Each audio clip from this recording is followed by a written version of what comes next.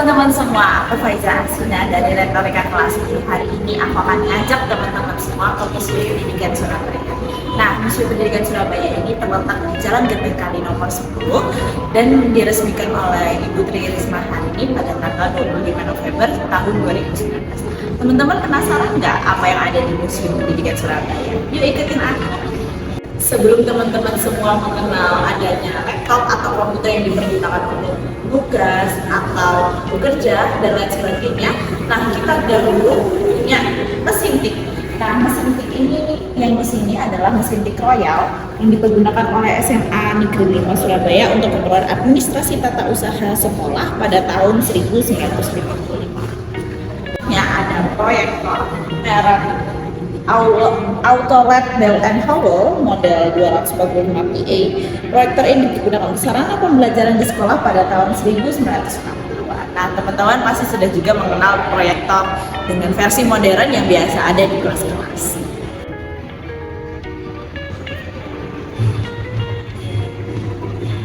Nah, teman-teman, kalau di zaman sekarang kita mengenal buku tulis yang berasal dari kertas. Nah, zaman dulu kita ada sabak atau buku tulis kuno yang digunakan untuk menulis sebelum adanya buku tulis digunakan secara luas. Nah, sabak ini terbuat dari lempengan batu karbon yang dicetak segi 4 dan ditulisi dengan menggunakan grip atau mirip pensil. Nah, di sini ada grip dan dos grip. Nah, dan ini sabak-sabak. Ini ayah Budi, ini ibu Budi. Nah, mungkin teman-teman semua familiar dengan kata-kata tersebut pada saat belajar membaca di sekolah dasar atau SD. Nah, pada tahun 1980, kalimat-kalimat ini dipergunakan untuk belajar membaca. Nah, kalimat-kalimat ini sendiri diciptakan oleh Ibu Siti Rahmani Rauf atas kegelisahannya terhadap anak-anak yang sedang belajar membaca. Namun sayangnya, Ibu Siti Rahmani Rauf sudah berpulang ke hadirat Tuhan Yang Maha Esa pada tahun 2016, tepatnya pada tanggal 10 Mei tahun 2016 di Jakarta. Teman semua penasaran nggak sih sistem pendidikan pada masa kerajaan? Nah, di sini di Museum Pendidikan Surabaya juga dijelasin sistem pendidikan pada masa kerajaan. Nah, yang pertama adalah pendidikan masa Hindu Buddha. Yang pertama ada padepokan, ada pura, pencatrikan, ada juga pertapaan dan keluarga. Nah, yang kedua ada kurikulum Triwangsa. Kurikulum Triwangsa ini masuknya dari pengaruh Hindu Buddha yang diadopsi dari India. Yang pertama ada Brahmana, Ksatria, dan Vaishya. Terus ada juga pendidikan pada masa Islam.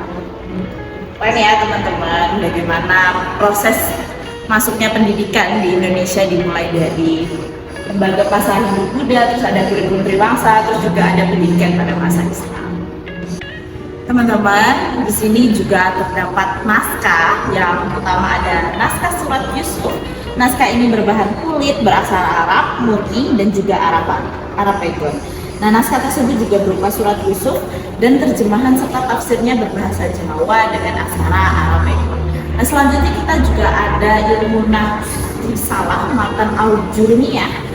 Naskah ini berbahan kertas bergaris, beraksara Arab murni dan juga Arab Pegon. Sebagian besar naskah ini berbahasa Arab dan beberapa ada terjemahan Jawa dengan Arab Pegon. Naskah tersebut berisi tentang tata bahasa Arab atau ilmu nahwu atau risalah matan al-jurmiyah dan juga pujian serta doa-doa. Nah, selanjutnya juga kita punya ilmu nahwu atau tata bahasa Arab. Naskah berbahan kulit, beraksara Arab murni dan juga Arab Pegon. Naskah tersebut berisi tentang kaidah tata bahasa Arab atau ilmu nahwu berbahasa Arab. Beberapa bagian di antaranya diberi terjemahan bahasa Jawa memakai aksara Arab Pegon. Nah, selanjutnya juga nih teman-teman, kita juga punya tembang macapat. Nah, tembang macapat ini mungkin teman-teman udah kenal sebagai bagian dari tradisi Jawa. Nah, naskah berbahan kulit beraksara Jawa. Naskah tersebut disajikan dalam bentuk tembang macapat yang diawali dengan pupuh asmaradana. Nah, selanjutnya juga kita punya tentang cerita Nabi Muhammad SAW. Naskah berbahan kertas bergaris beraksara Jawa. Naskah tersebut berisi tentang cerita Nabi Muhammad dan para keturunannya dalam memerangi kaum kafir. Naskah tersebut disajikan dalam bentuk tembang macapat. Kondisi naskah tersebut sebagian banyak yang korup atau hilang termakan usia. Nah, selanjutnya nih yang terakhir teman-teman, kita punya ilmu nahwu atau tata bahasa Arab. Naskah berbahan kulit beraksara Arab murni dan juga Arapegon. Naskah tersebut berisi tentang kaidah tata bahasa Arab atau ilmu nahwu berbahasa Arab dengan terjemahan atau penjelasan atau tafsirnya dengan bahasa Arab Pegon.